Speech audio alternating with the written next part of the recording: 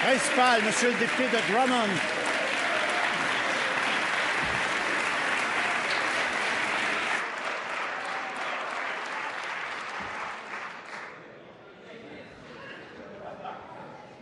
Drummond. Merci, Monsieur le Président. Le 6 octobre dernier, je déposais une pétition signée par 20 000 citoyens réclamant un soutien pour les enfants vivant avec le trouble du déficit d'attention avec ou sans hyperactivité, ainsi que leurs proches.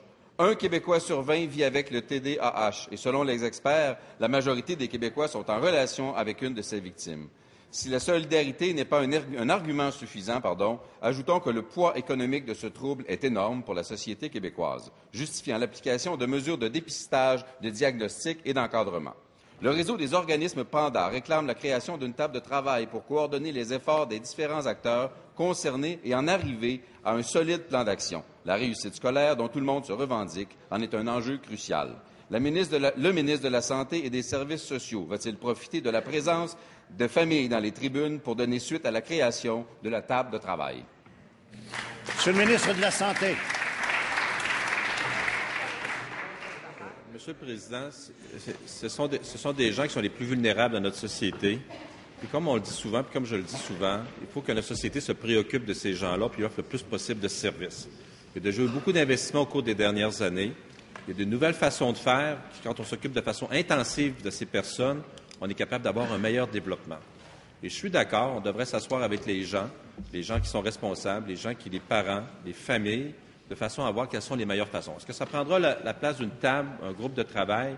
Ce que je fais comme proposition, il y aura des discussions avec eux autres et on trouvera la bonne façon d'augmenter les services, d'améliorer les services, mais surtout d'avoir une plus grande préoccupation, même si on en a une grande actuellement, pour que cette clientèle puisse se développer de façon harmonieuse dans notre société, car ce sont des gens qui ont leur place et ils peuvent avoir une place au soleil et ils peuvent être heureux quand on s'en occupe bien.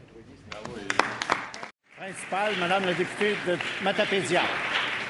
Merci, Monsieur le Président. Monsieur le Président, que ces familles soient riches ou pauvres, on a besoin de mieux coordonner les efforts des acteurs concernés afin de répondre efficacement à la véritable explosion de l'incidence des troubles de déficit d'attention avec ou sans hyperactivité. Est-ce que le ministre va entendre le message porté par ces 20 000 pétitionnaires qui réclament la mise en place de cette table de travail le plus tôt possible? Oui ou non? Oui ou non? Je comprends que c'est une complémentaire. C'est une complémentaire très claire et on Monsieur, c'est très clair. Monsieur le ministre de la Santé. Si tu prends 45 secondes, tu finis. La réponse, Monsieur le Président, Monsieur le Président, la réponse, c'est oui, mais je voudrais développer sur la question. La réponse, c'est oui. Nous allons regarder pour former un groupe de travail. Et je tiens à le dire, c'est une clientèle qui, pour nous, est prioritaire. Ce sont des gens qu'on peut encore mieux intégrer à la société. C'est un trouble qui, à cause du trouble de déficit, peut nuire au niveau de l'apprentissage. Et également, il faut voir qu'il y a des méthodes d'apprentissage, de correction de ces troubles-là, d'amélioration, qui sont des méthodes, je dirais, cognitives. C'est-à-dire que c'est au niveau de la discussion, mais il y a également d'autres méthodes.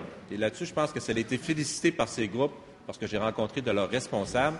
Récemment, on a accepté un nouveau médicament qui a été bien reçu par la communauté parce que ça permet d'aider ces gens qui souffrent de ce problème. Alors, cela met fin à la période de questions et réponses orales.